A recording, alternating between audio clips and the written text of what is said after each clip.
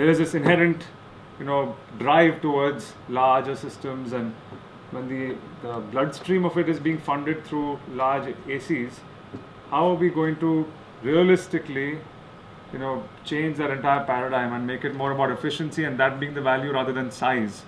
Actually, this argument doesn't really work. That the larger system, you can't go on providing something which is out of proportion. Everybody finds it out.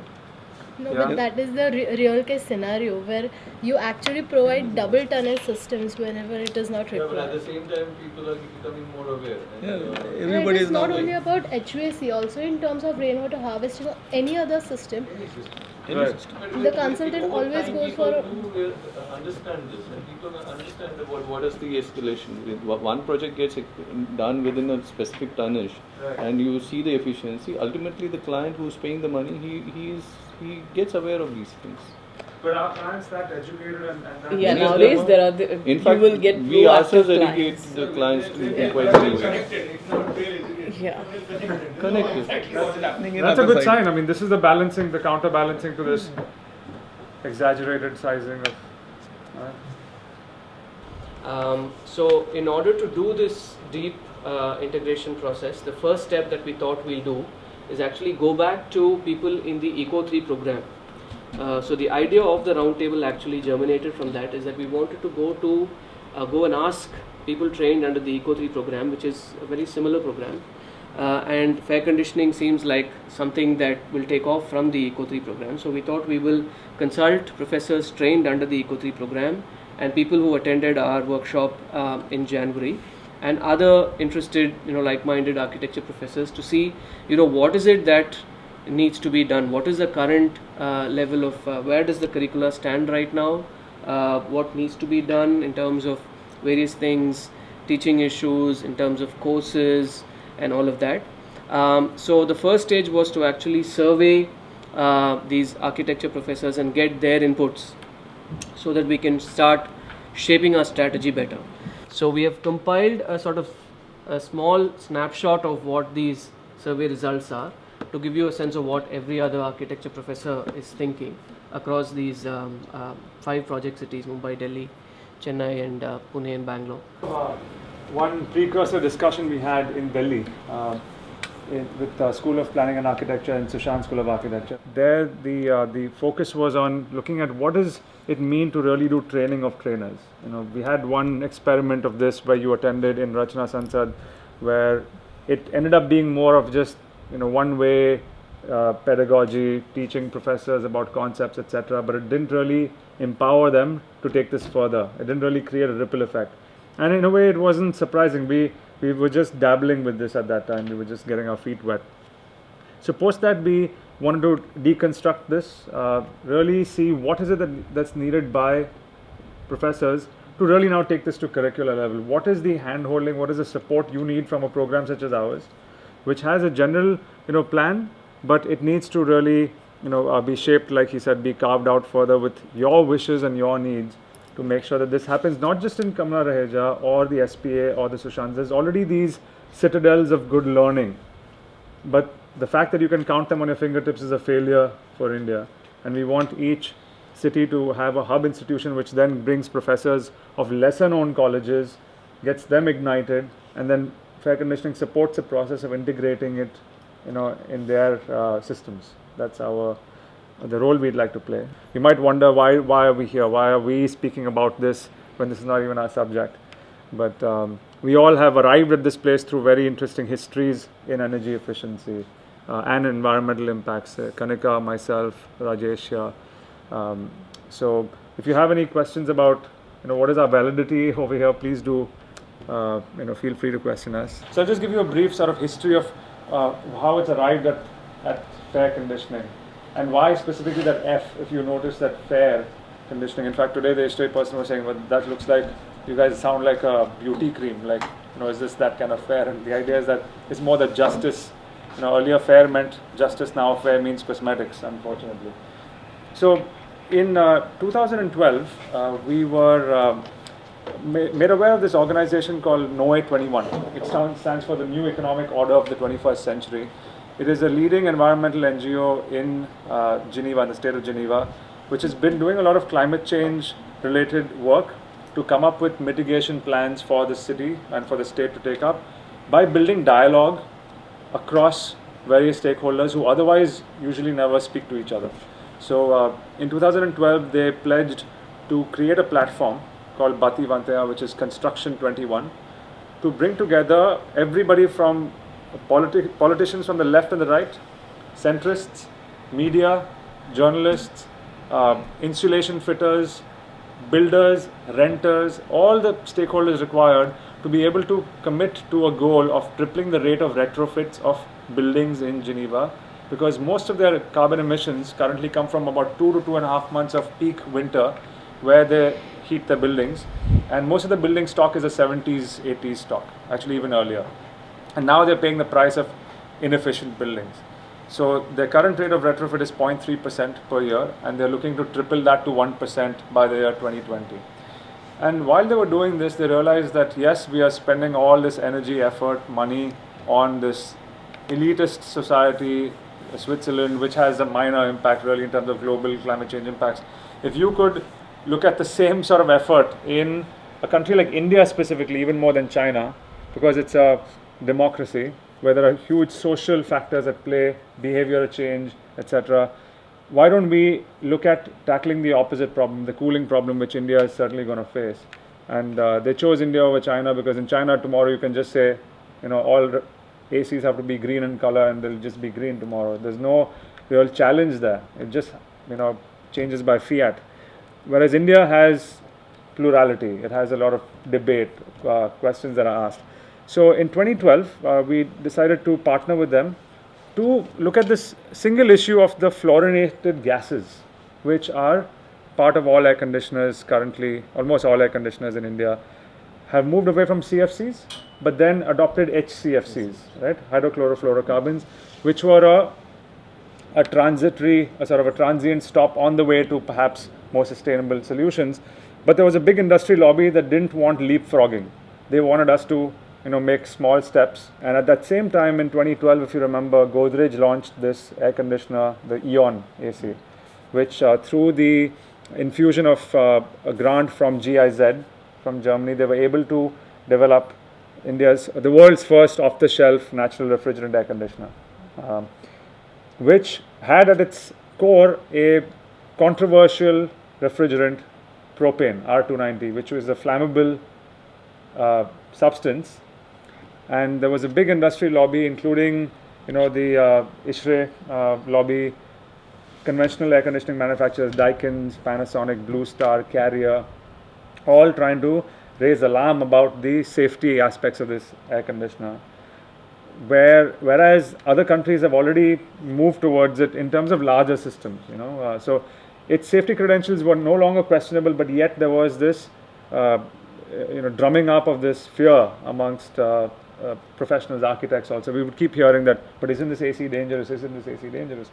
So we decided to tackle this important problem because it represented mindset change as well as technology overhaul. And we piloted this for about a year and a half.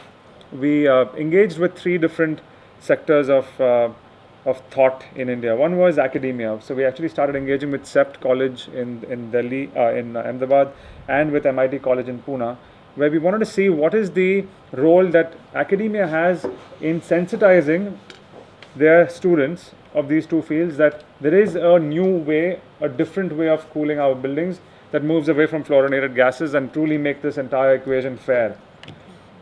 So getting away from just the energy component of air conditioning and saying that ACs have a second indirect global warming impact, which also needs to be looked at.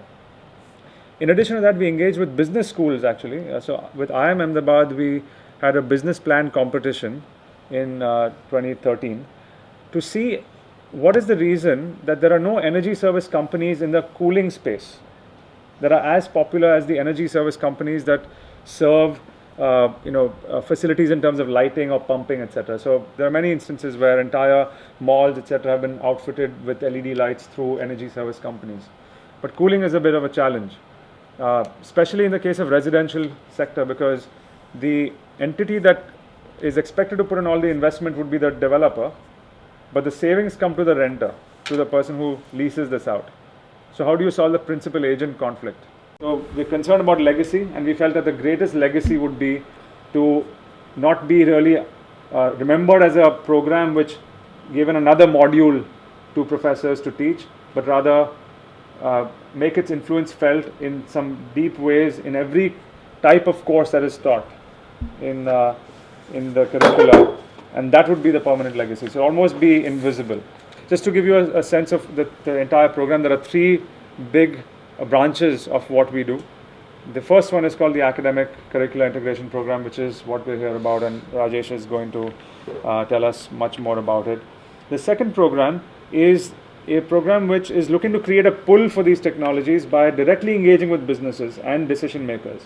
So we realize that unless we also get them to adopt technologies and give architects and HVAC consultants a sense that, okay, you know what, we want at least pilot scale installations to be happening. So we chose four kinds of verticals that we are working with now, and this program is called the Voluntary Technology Adoption Program. We are working with hotels, banks, IT companies, and real estate organizations to get the best practice leaders, the ones who are already on a path, to now look at air conditioning and its life cycle emissions as a core part of their sustainability. So any company amongst these that is doing sustainability reporting, for example, has already understood the reasons for doing this. They already converted, but they might not know that here, if I cool my hotels, at least my fresh air and my latent heat load through, say, radiant cooling, then I can really reduce my air conditioning bill and also flaunt my sustainability characteristics and all of that. So just to give you an example there, ICICI Bank, which has a stated energy efficiency goal to make sure all the bank branches are, according to BE star rating, at least 3-star by a certain number of years. So they want to bring the EPI down. We did a site visit with them at to V. Sarvarkar Auditorium, where they've used structure cooling as a technology, and now we are looking to see their new campus that's coming up in Jaipur. They're coming up with a big training facility, whether we can use roof slab based structure cooling to reduce the heat load by a certain amount. And here again, we are not domain experts. We of course have modeling capability within the organization to be able to do these feasibility studies. But in general, what we do is we do the first level of analysis.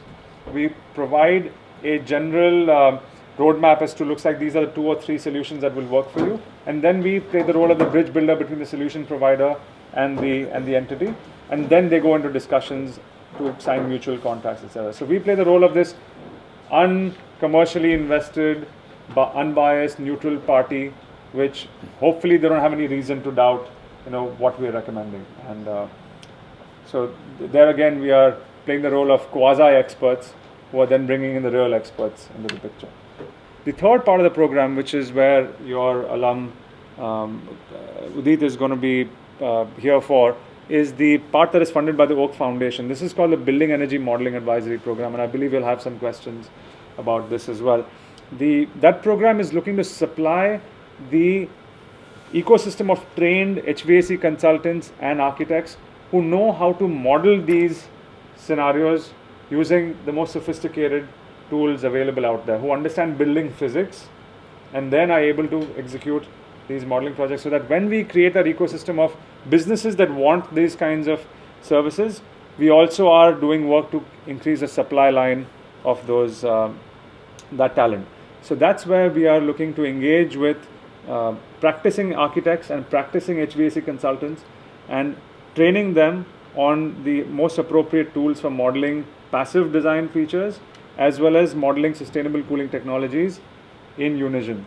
So architects will get a sense of understanding cooling technologies, and HVAC engineers will get a sense of understanding the structure and sort of blurring the boundaries a little bit. Thank you, Vivek. I think I also got a bit of a history that I don't know about from the project. So, I already shared with you the preliminary discussions have led us to a certain strategy now that we actually see where Eco3 left off. We assess where the curricula is right now, what needs to be done, so get into sort of deeper details of that, and then we go on to actually identify hub institutions and colleges which will be interested in doing this training of trainer workshops in their own premises and for other institutions. And then we gradually build this sort of pool of master trainers, architecture professors who can sort of make this knowledge viral and go back into their institutions and start making those necessary changes that are needed. Basically, the architect students are equipped by the end of the 5th year to understand what kind of tonnages goes for what and things like that. But when it comes to say how many horsepower motors and things like that, they are going to take a step back or just rely onto the technical guy. Yes. Okay, you tell us what fits the best. Right. But a person who is trained into it Right. will know exactly, okay, whether the person is giving me the right kind of, then my efficiency I'm going to achieve. Otherwise, then it's no point talking about efficiency. Then it's just about supplying systems. Right. Yeah, so it's less daunting. It's almost like how SketchUp made drafting easier for non-architects. You feel that there needs to be similar sort of tools coming in from the engineering side, making all this a little bit more real and more, In the second year, we have a slot of environmental design. We do have it in the first year as well. But the first year is more on the grassroots level. So we have a faculty, Shweta Wagh, who actually talks about urban gardening and so she does a lot of organic stuff. So she deals with students with that. So if you go to our backyard, you will see a lot of organic, people are the students have done a lot of work in terms of shading devices. And there are a lot of, urban farms. Fundamentally, to build a sort of awareness among students of their relationship with the world or the environment, because that very often is broken in a current kind of mediated culture that we live in. So in the first year, usually we try and do that through a sort of relationship that we try and break the student's relationship with their own bodies and nature. So they kind of work with their hands and they're building things and, so they're feeling the dirt and they're standing in the sun and sweating, so that they're getting a feel for nature again, which we very often think is broken, especially our students who come from very protected environments in Juhu. Sorry? Schools from urban environment. Yeah, exactly, and that's what I'm saying. For our students, we really require that to be broken. And of course they go on a study trip every year as well. And on these study trips, the first year, for example, the focus of the study trip is trying to look at the relationships of communities with their environment, and looking at kind of them through what their economic relationships are with the environment, with each other, social relationships, and how societies and nature develop a sort of relationship. We always go to a small village and look at those relationships. We don't do a town larger than a village actually in the first year. So that also begins to help them understand this relationship, we hope. So fishing villages or agricultural villages usually are the ones that are chosen. It's in the second year that it gets a little more specific. We have a subject called climatology, which Kamla takes, and like Kamla said, she works with kind of building models, working things like that. She also accompanies us on a study trip. Where we go to, we've been going to the northeast. So we go to these areas which are very specifically different. We generally don't go to this part of the country. We usually go to the northeast, and last time we went to Allahabad. So they have a very distinctly different sort of, at least, context. And we actually do measure drawings of buildings there. But we only measure draw buildings that are pre-colonial in nature. Pre-independence in nature. And in those, the students are doing, very detailed drawings of those. Those buildings are usually before the kind of invasion of RCC and steel, largely within those contexts. So very often they're built by local materials, using local labor, naturally ventilated, etc., etc. So whether that's the wooden structures with the ikra, the kind of paneling that happens in the northeast, or in Allahabad, it was largely brick buildings, very often used structurally, etc., which kind of also cools things down. And because she comes with us, we try and kind of evolve a sort of common, like a site where different questions are raised about the same space. For example, construction, climatology, design, etc., all asking questions about the same location. In this case, it was Allahabad, and last year it was Shillong. Actually, maybe we can show them some books that are there. We have some documentation that's run as far as that is concerned. We are also going to Majuli, which is a river island that's flooded every year, and the communities that live on there are perpetually living with that relationship, perpetually moving relationship with water.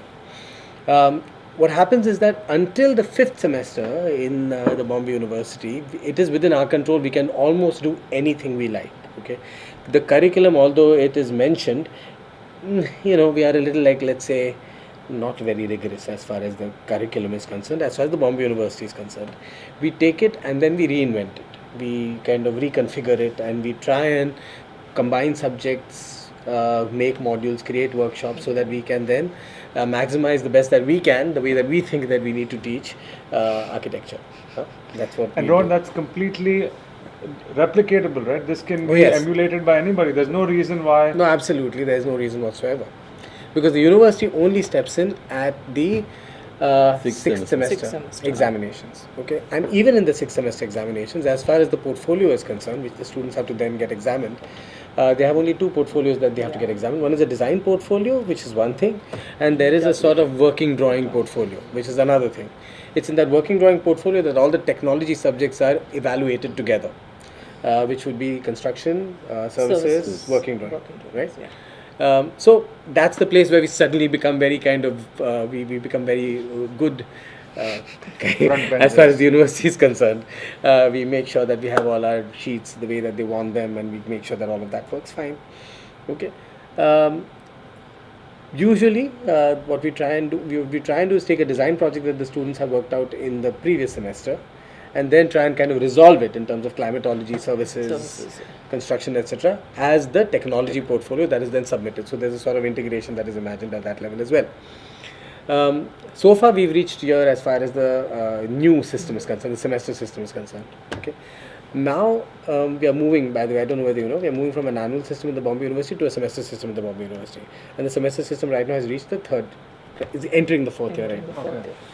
Now, as far as the 4th year, so, and in the 3rd year, I'm sorry to kind of get like, we also have a landscape course. Now, one of the things that we've done with the landscape course is that traditionally landscape design in architecture schools, and you can correct me if I'm wrong, is very often taught as a sort of beautification course. It's taught as a sort of... it's taught of a horticulture. As a horticultural course, right? You are taught names of trees, you're taught how tall they grow, which is that's the kind of way that landscape courses have generally been taught. And we have decided that that is gardening and that's not landscape architecture. And so we've decided to to break that and kind of try to make it a sort of question of concerning ecologies. Landscape course is a question concerning ecologies. The landscape is now turned into a study of ecological systems, of terrains, of soil, of it's not about the surface, it's about the depth of what constitutes the landscape. Form and function have been the 2 pillars of architecture, and people have been given a choice about whether to make it sustainable or not. And in a way, that choice has now relegated this entire thing to a niche. Till architecture is identified as sustainable architecture, we are actually a failure, right? And what we want to try and do is take it at such a deep level. So in fact, what we need to try and do today at the workshop is find the lowest common denominator of what is the bare amount of sensitization and infusion we need in every course, so that even if the guy does not choose overtly to be a sustainable architect, he or she has been transformed by just making sure that they went through a curricula which was influenced by this program. When I was studying architecture, it was imagined that you kind of work with as many local materials as you can. At least that's the way that I've and you make sure every room is lit and ventilated. Okay, and and you don't kind of destroy the land too much. Okay, and you're fine. Okay, somehow, I mean that was the 89 to 94. That's when I studied architecture.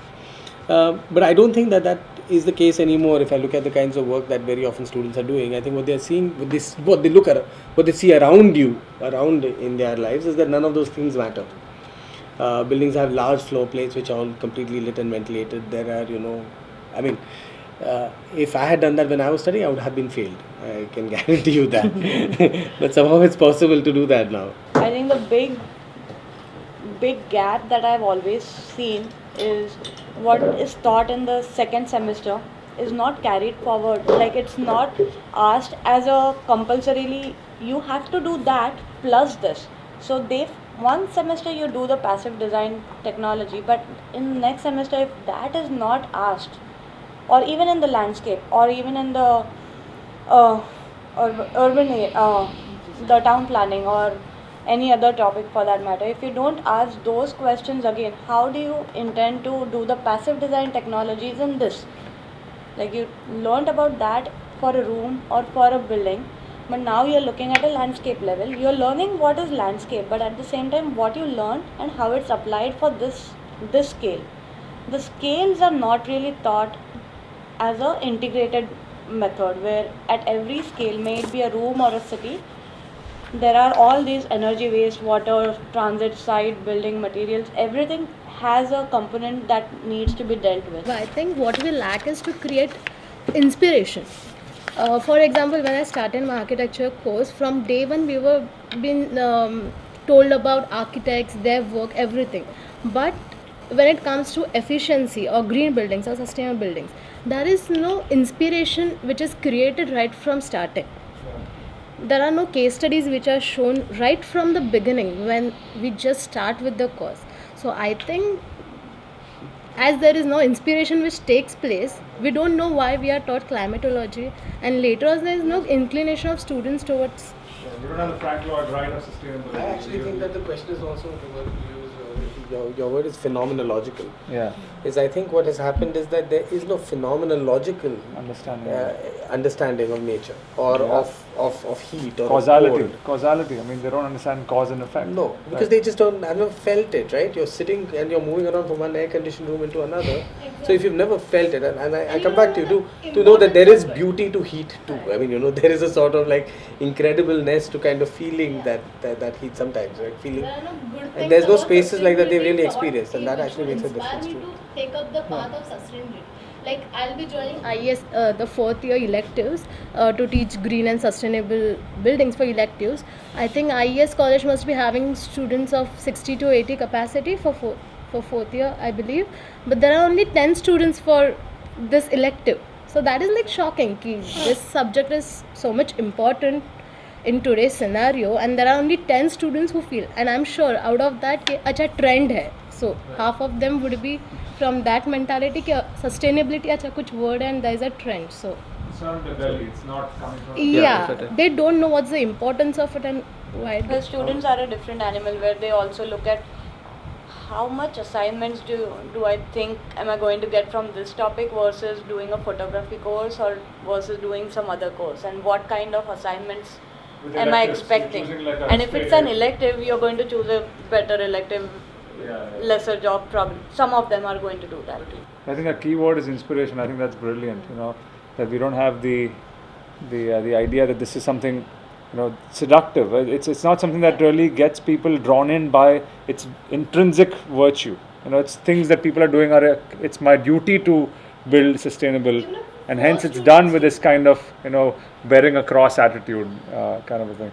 I think one thing that I would like to reinforce that Shraddha mentioned is in our discussions with Suresh Vaidarajan and Ashok Lal in Delhi, they critiqued this whole approach of architects always start from fresh. Every architectural generation almost starts, anew. For example, there are great books written about passive solar architecture, which are old textbooks, which have completely vanished from the scene, and that entire body of knowledge sort of has not, gone further. So in fact, all these models that Mr. Suresh Vaidarajan builds are all based on old textbooks which find no space. Whereas this does not happen in engineering, by the way. The great thing about engineering is that it keeps building on its body of knowledge and keeps refining its tools. So, the old mechanisms of doing pipe friction calculations, which got better and better through MATLAB and then through softwares, etc. It all became incremental, and what people are taught right now is an accumulation of that great body of knowledge. Whereas with architecture, at least the thinking was that it keeps starting from scratch, generation to generation. Sort of like kind of classic problem with the teaching of very often technology subjects. It's imagined that the history of the growth of technology is a history of complexity. What I mean is, in the first year we'll teach them brick because it's simple. In the second year we'll teach them, so what they do is that they say, you learn steel and RCC in the 4th year and the 5th year because they imagine to be advanced materials. I'm not able to understand the logic of that. it's one of those. I mean, why is wood not? Wood is far more complex to work with than. So it's a completely ridiculous system of the curriculum. Actually, the curriculum specifies It's the curriculum that. It'll tell you. A lot of work to do. If you do everything excellent in your design and you go home in a Hummer, it doesn't really solve any purpose. Like, you have to start getting that the lifestyle change is something that is big. Many of the teachers are practicing professionals as well. So even in the teachers, though we have done this Eco 3 program, we don't find ourselves utilizing those tools because of many factors. Primarily because of the visualization aids which are available to us. The first is what we end up doing is, okay, the sensitization program has been there, but in practice we try to use our body itself as that sensor and try to make a judgment of what would be the ideal kind of a space scenario, a space, and we end up doing that. So if we are able to build those tools which help in visualization, or build those tools are already available, facilitate those tools and emphasize on utilizing those tools. There are two tools which I would look at. One is definitely about the materiality itself, of measuring the materiality or utilizing the materiality and making a simulation model using those materials. But the second most important is the fluid dynamics as to how the air circulation happens, because this is actually the domain of air conditioning experts. They are in a position to really look at the drafts of the air and look at the circulation of the air.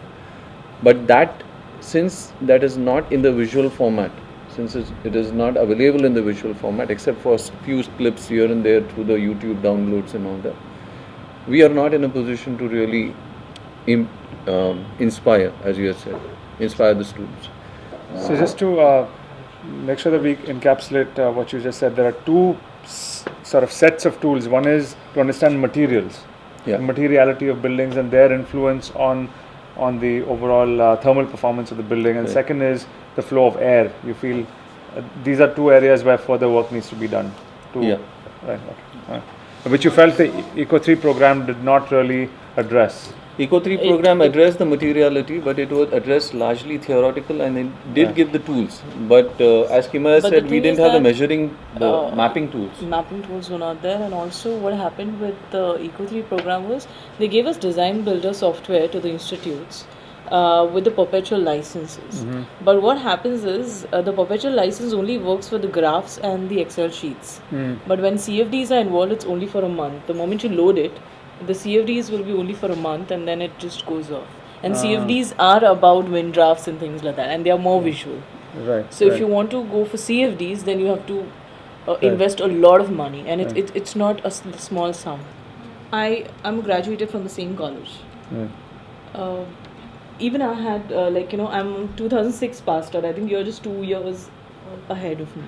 But the thing is that I had climatology, I had landscape and things like that as well, which was theory based.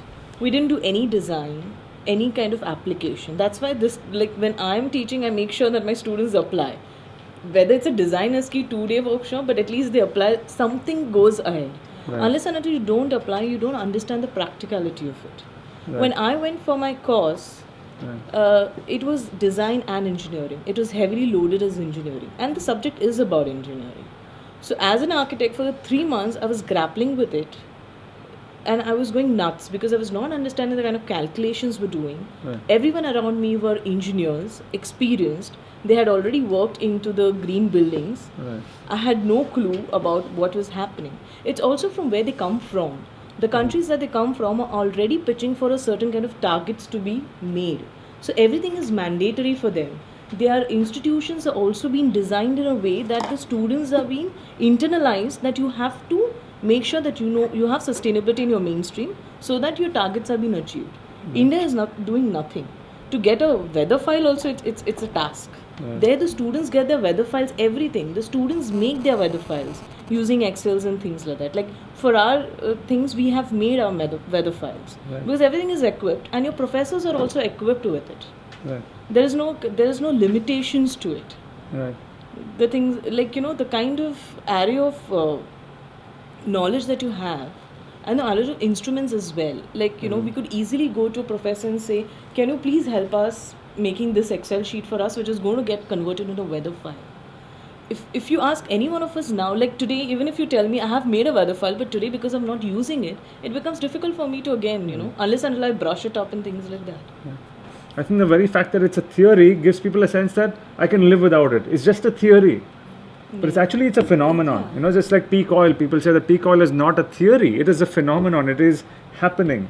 Earthquake is not tectonic theory. They are earthquakes. They actually happen, right? So I think this is the kind of, leap that we need to make, is that theory is not theory.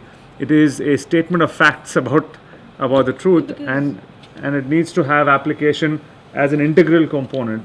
Because I had a friend who was doing his master's in seismic, and they used to get these instruments and softwares which will exactly tell you where the crack is going to happen, at what magnitude and things. So as an architect, you are interested because then you see your beams and columns and what is happening to your structure, whether it's shaking, at what intensity it's going to shatter and things like that.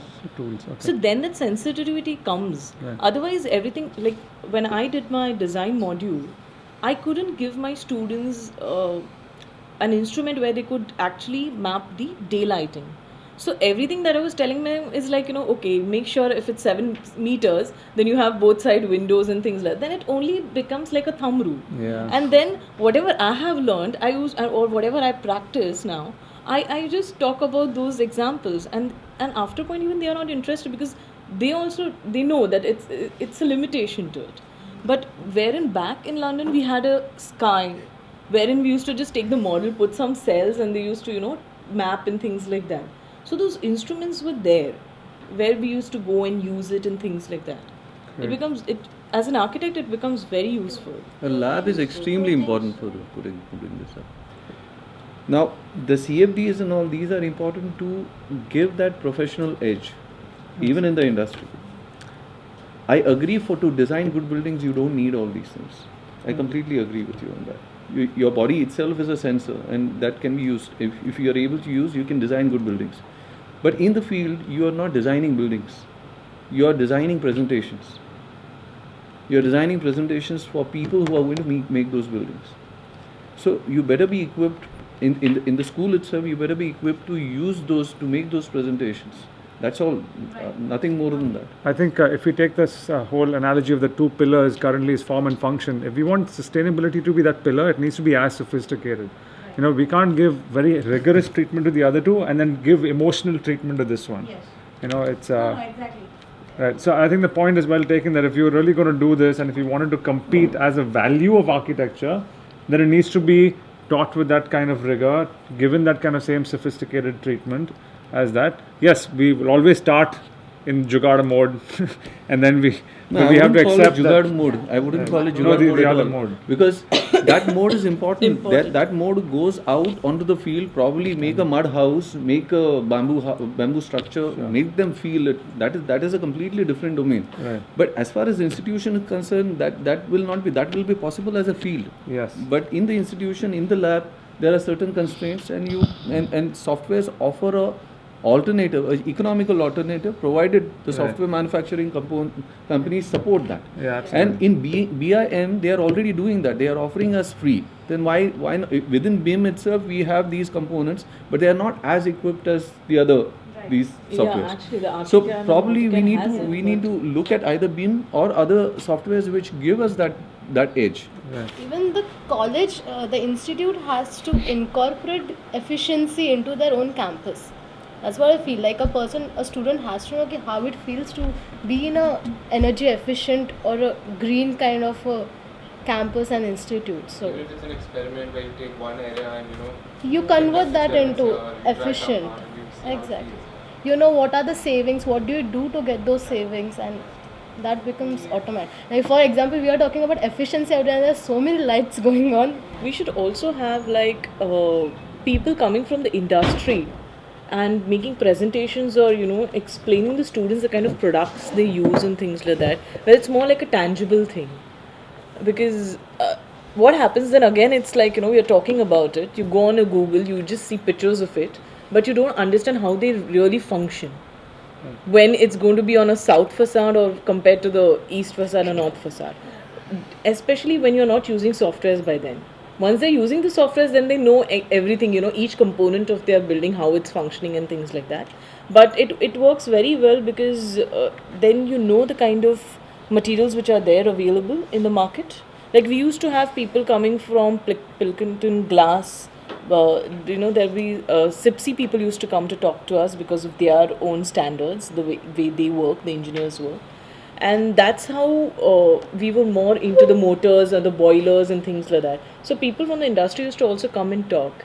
That also I think interests students because then they know that is going to wait for them in the practical life. The awareness goes up. Yeah, the awareness also goes up. I just want to make sure that our focus is on the training of trainers and not what we need to do for students right now. So our goal is what do we need to do to get... No, but you'll have to train the teachers as well. Right, I understand that. But what I'm saying instruments. is, right. So instruments I understand, but I'm saying like a thing like this industry visit, that's more for the students directly, for the professors to do. So let's just have that approach, saying that now just think about your challenges being addressed on a much wider scale, and what is it we need to do to empower the professors. So because that's what we're going to be doing. We're not going to go directly to colleges. So one of the points that's coming out is infrastructure for the institution to ensure that this can be institutionalized into the thing itself, about the example of the sustainability lab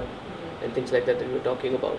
So are there other points from these that you feel, so obviously the revamping of the syllabus or the just changes in the syllabus alone is not going to suffice unless professors themselves are sensitized to the changes that is necessary, and then the curriculum changes happen. So would you want to sort of share as to what can be done? I think what I understood was the first the faculty has to take the MOOC.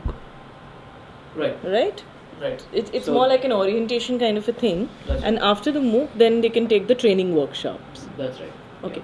And in the training workshop, it's about IES.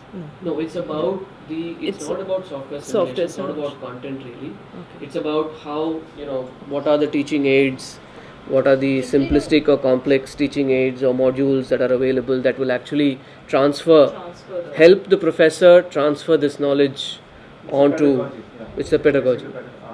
So, One of the flaws recognized, self-admitted by the program itself of Eco3 was that there was no support available post that. You had a software, but the CFD vanished in a month, and then you were out in this, bleak No, atmosphere. then I was just making sure that the students, whoever are interested, knows design building. Right, that's what it is. So we were clear that we don't want to repeat this entire program if we haven't thought through the supporting network required. The thing that you feel after you've gotten inspired, excited, yes, I'm going to change this. My university's agreed with this as well. My college, sorry. What would a professor need from a program to have as a support group? If you had a wish list, if you could envision a support group that would help you integrate this in your college after you've done this MOOC, this 3-day workshop, what do you want from us? If we can just get these ideas out, what would you want as a support group to make sure that this all becomes part of your normal teaching in your college? Now imagine a professor coming from Aurangabad, a small institute, what would they want? Maybe you can start with what would you want? And also what were the gaps, other gaps that were there at the Eco3? Yeah, Sure. what we would what I would look at as an opportunity to create that lab that I'm imagining, or a research kind of a cell, wherein I try and get these instruments for my students, where the research is happening plus the learning is happening, where the faculties, whoever are interested, can do the research as well. So then there is a learning process for the faculty as well. It's an ongoing growth. At the same time, even the students have the access to these instruments where they can use it, they can apply, Right. and things like that. So would this Because be a good, I'll tell yeah. from where we KRVR has a design cell. We have a research cell itself. We Right. do a lot of projects which are related to the city itself and things like that. Right. So we would take up more projects in terms of energy efficiency, mapping and things like that, if we really would be able to set up this lab for ourselves. Because then I'm sure then we can get more faculties which are interested. And this lab, I'm thinking, like we were talking about the hub, we could become the hub, and then the other institutes could also come and utilize it. Great. Like, because we do have students coming across the city to our library to access a library. It would be similar to that. Yeah. So, because I understand it's very expensive, these instruments, and there are different kinds of instruments that you get in the market. Sure. So, we But could we look can at get how to get the fundings for it and things like that. We could also look at, on the technology adoption side, we're working with technology providers. And they dream of a world where they get a chance to engage with students at this age, so that then they are going to recommend their system when they become designers, right? So we do have a constant channel of engagement with, say, with indirect evaporative cooling manufacturers who could make a test rig for us. Exactly. So right now in MIT College, for example, they have a test rig for testing conventional air conditioning systems. Students can go and flip valves and buttons, and they can test a compressor, and the line becomes cool, and then measure the temperature, etc. They have those test rigs for conventional ones, and it's been given by Carrier. Right. All we're saying is now there are new carriers. There is a new sustainable version of Carrier out there, and they can be building these test rigs for every city. Could essentially have this lab where all the institutions can come, make use of it. Their students get hands-on training, and that you feel is going to be an important sort of post-workshop and support. it has to get tied with the research, because then it's one is talking about basic concepts being understood. And to understand those basic concepts, you don't need very sophisticated instruments, you don't need very sophisticated softwares which go on changing, because that is what the industry does. And we are not industry. Exactly. We are one, we are at the undergraduate level. Two, we are teaching a subject which is part of a very large palette of subjects. It's not a major subject in the air conditioning or electricity. It's not the major chunk of a subject. We are into teaching how to organize the space, and to make that space more efficient. There are certain basic concepts that we need to inculcate in our students, for which we don't need so specialized instruments. But yes, certain instruments, certain measurements. For example, if I have to teach them what is how reverberation time in different rooms or with different finishes differ, and for that thing, even if a handheld instrument which doesn't measure the sound to great accuracy, it's perfectly fine for me. Even a lux meter. Yeah, it's a lux meter. It's perfectly fine. Even if my institute can't invest into even that kind of a instrument, if somebody donates it to me for a few weeks, I can teach and make the concepts clear in my student's mind. Because once the concept is clear, then according to his aptitude, he can later on decide to go into that particular field or that particular aspect. What matters is that concepts have to be clear. And that is exactly where... And low tech can do a good job. Yeah, and we are at the undergraduate level.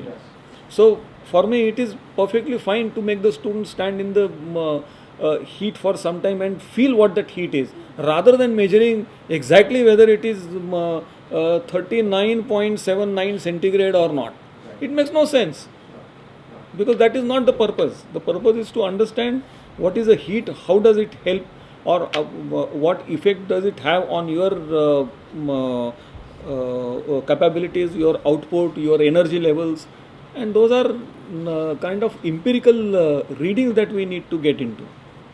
And same thing with even air conditioning. What is an airflow? How does things change? What is the relative humidity? So all these are things could be taught with very simple instrument, provided there is a that kind of a attitude with which the institute wants to impart the concepts into the students. But having that access, for example, when we are looking at Seasmaker now, I don't have a problem taking my students to IIT and show them the shake table. Absolutely not. But in Bombay, there has to be some access to those things somewhere. Okay. Similarly, these instruments are not something where, for that particular instrument, I need to go to the IIT. Yeah, for that what we need to have is a mobile Some mobile unit, lab, no? yeah, mobile lab, something Yeah, which so, can so be. the lab also, what I was talking is not about creating a heliodome here. It is not at all a high-tech one. Right. But somewhere it's a point from where you get the access to. Otherwise, you've been hunting. And my another problem is that not every student get a chance to do the masters. And the kind of environmental masters we have in India are not that equipped. I forced myself to go abroad because I never got an engineering and an architecture mix masters. So you don't have to do masters. Like, if I have an interest as an architecture student and if I get an access to this, I would not go for my masters. Right. But I would try and make ensure that with whatever I have, I captivate on that. Yeah. So I understand it's an undergraduate course, but at least we can, if we are talking about mainstreaming sustainability, then we have to create these scenarios where the students have the access to such instruments. Yeah. Otherwise, again, it's going to get limited. And then, as we tell our students, okay, if you are interested, you please go and do your masters and learn these things later. You know, like Udit was my student. He must have heard it from me a lot of times because you don't have access to it. Is there do you see a role in us? So, do we need to contribute anything through that, or you would be able to present the case and get that thing activated and actually move it forward to set it up? If you know the draft kind of a thing, if you have the draft, we can share it and we can discuss internally, and then we can call you. So what? A sort of draft of. I think he's talking about the MOU. No, I think he's talking about what we see them as a role. As we discussed that maybe you can facilitate, like because you're already talking to people in the industry and things like that, so you could facilitate so then we can pitch to certain grants and create this as a hub. Sure. Yeah. So at least, getting our right pointers and things like that. If you could facilitate us to certain things, then we could, as institutions, we can club or individually we can pitch for those grants and get things going for it. Our interest is to see what should be the process that unfolds after this meeting in making this institution a hub. So first could be, like you suggested, we have a discussion with the top management. Perhaps in this case it's much easier because Mr. Ashok Lal is already Ashok Lal is a design chair. so And that's how this integration of design Then you have to do whatever he program says. happens. Basically. Perhaps we can look at a change in nomenclature of the institution. I actually just wanted to Architecture. wanted to also touch upon what do you believe the other less empowered professors are going to need. So not just here. My actually intention was before it's 8 is what do we need to be doing to convince and create many more participants. See, right now, frankly, we haven't gotten any other participants besides KRVIA, sir, from this PVP in Pune, right? Rizvi was supposed to come here, etc. Now, we need to, replicate the success in other places. What do we need to be doing to their management? What kind of techniques? What do we need to be really? What's the kind of groundwork, paid work we need to do with the management in those colleges so that their professors come here? See, I don't know. I'm not. I don't know if this can be on a record.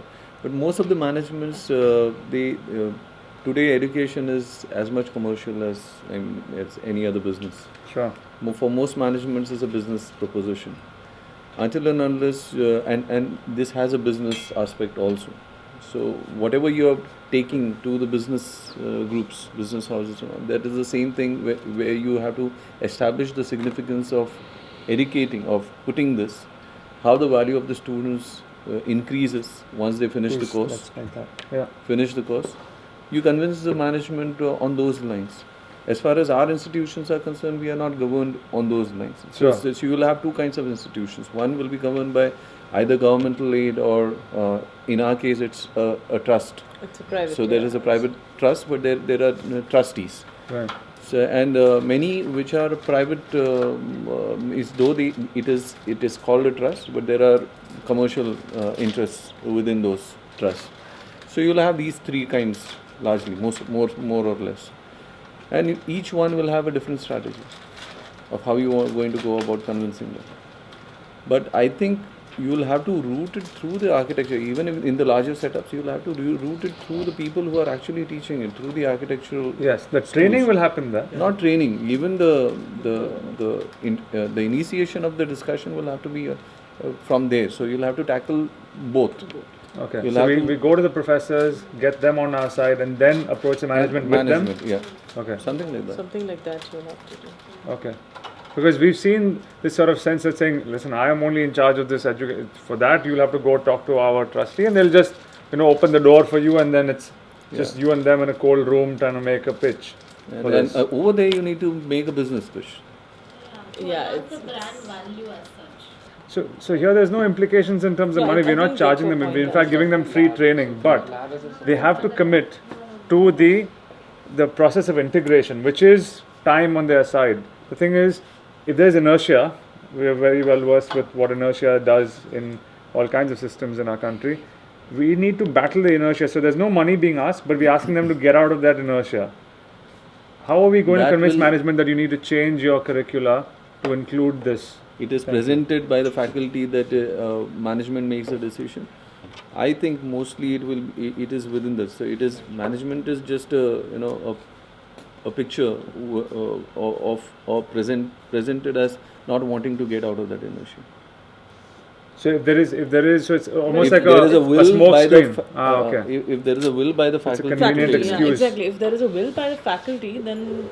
So we shouldn't really buy this. Like if people tell us that I can't do it because management doesn't approve, then you got to get into the details it's as a to what weakness. Exactly it is. What exactly do they mean by it? Even in the curriculum, it is not that the curriculum is the ultimate word and I have to read the first 10 lines of the curriculum in my class. It is never like this. Absolutely. You see, all that happens in a university setup is that there is a theory exam at the end and there is a question paper. So everybody is looking to whether my student is able to answer that question paper or not. Apart from that, nobody is bothered what happens in the class. Right. That is completely left to the interest of the teacher. Even if he doesn't teach, still the students answer the questions. You can teach more than what is there in the syllabus. Another thing. This again puts the teacher's own motivation again at the center point, which is not frankly sustainable because it has not been institutionalized. If that professor leaves, that entire program goes with them. So this is where we feel that recognition by the management saying that we want this, the professor is an agent for this, right? It needs to reside somewhere more permanent. Where would it reside more permanently besides the college or the university's management saying this is what we want? See, it's like this. Are we dreaming too much? Or? Yeah. No, more than the management, it is more or less it is about the group which is teaching, right from the director or the principal of that faculty, architectural faculty, or the dean, head of the department of, depending on what, and the staff. So the whole group, if you're talking about integrating this, the main objection or not objection, the main obstruction is not from management. The main obstruction is from co-faculty. Many a times these two things, as if you look at these in silos, like sustainability is one silo and design is the other silo, then because of that what happens is there is a certain emphasis which is given on functionality and form, form more or less, and then the sustainability gets in another silo. So there is always a competition between faculty to grab that student's attention or student's time. Because generally what happens in architecture is the design is always looked as the subject, and the building services, construction are all ancillary. Sure. You will get people who would say that it's okay, you get consultants to do, MEP consultants can do building services for you. That money can buy this. Money Yeah, can the buy. structural engineer can do construction for you. Right. You need to know the design. Right. But they really don't understand that it's an integrated process. And that's why Ashok Lal, for us, he has made sure that, the design itself has certain deliverables for technology as well, for sustainable, everything, Right. And then sustainability comes across, Right. whether it's design, construction, building services, Right. or any other things. Right. Yeah. In fact, So- but Ashok Lal also he's not the management. Yeah. We Yeah, have yeah, appointed, the school has appointed him, As an and it advisor. was out of the faculty meeting itself that some names were recommended, Yeah. and everybody unanimously decided, like, we also voted for him Yeah. to become our chair. Great. So it was this institution offers that democracy for us to Right. lead, to do what we have. Yeah. Once you all do this, once you all climb this hurdle, is this something that we can open source and say, you all have gone through the intellectual journey to get to this point. You have a great chair who has done this. You're going to develop these design briefs. Can these become a blueprint that we say that this is a toolkit, this is a DIY, right? And this should be there available so that professors can be like, okay, this is what you're talking about. This is how it actually translates and trickles down into my day-to-day practice as a professor. That's one thing. Secondly, to help us convince these other professors who are on the fringe saying that will my management approve it, say genuinely they're conflicted, right? Not that they're using it as an excuse. If the ones who are using it as an excuse, they're a lost cause for us because they will find some way to not do it. But for the ones who are on the fringe, I think nothing would be more inspiring for them or more emboldening than them speaking to people like y'all who've already taken these liberties, who've already become, masters at doing creative curricula building. And is this something that we can look to you as part of the hub? So we think we can have a hardware hub, but we also want you all to be the software hub of this, as in not the tool. I understand. Yeah, you see what I'm saying? Yeah, we could if do we can it have because- them, No, do sessions with. I would say something. Yeah, okay, go on. I would say that rather than, we should give ourselves a little time to work on it, and once we are successful, because I think the best advertisement is actually making it happen. Doing is marketing, yeah, absolutely. So doing it over here. Once we do that, that 2 years is the time period. I think you should identify these schools which are really interested and which are promising. Great. Focus on those, and through those, then let's see where the journey goes. Sure. Because So maybe 1 year down the line, we parameters will set be in in, then position to share things Right. with others. But for 1 year till things establish, I don't know whether it's worth. We ourselves are not equipped to. We have not reached that stage. Sure. But at least we can share Yeah, we these have just started Right. inculcating in our brief, and this year Right, we right. are testing. I'm just Sure. sharing it with you. The letter has just come 3-4 months back. Yeah. So we are just putting our thinking caps and trying to work out. Even now we are getting we will are have to having go through resistance 2-3 Yeah, from turns, the. on it. We are having resistance. So I'm not sure whether even in this semester we'll be able to achieve that. Sure. Yeah, No, of course, just accept that as a social enterprise, our impatient levels are much higher. Like for us, 4 months is, in terms of like dog years, for us it's like 2 years for us. But So- what I meant was more of a mindset change in the sense that you'll have been doing this, taking liberties with the curricula. That's been done That's there. for No, other that's there purposes, for right? years now. That everybody right. knows That's that we have been everybody talking knows. about it with all the other institutions. Institutions Everybody also. knows that KRBI does this. I think it would be good for this program to actually come up with a peer group that maybe fair conditioning guys actually organize and host every quarter or every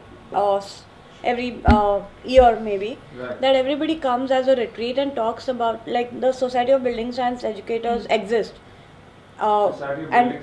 Yes, it's a organization where professors teaching sustainability, environmental science, building technology from everywhere in the world, they are a member of that, and they actually have a very active discussion group and a email listserv where they have any question they ask every question that they can think of on that, and somebody or the other answers about how he tackles it in his in his course or in his college or what he's doing, and not just limited to architecture but all the allied fields as well to that matter.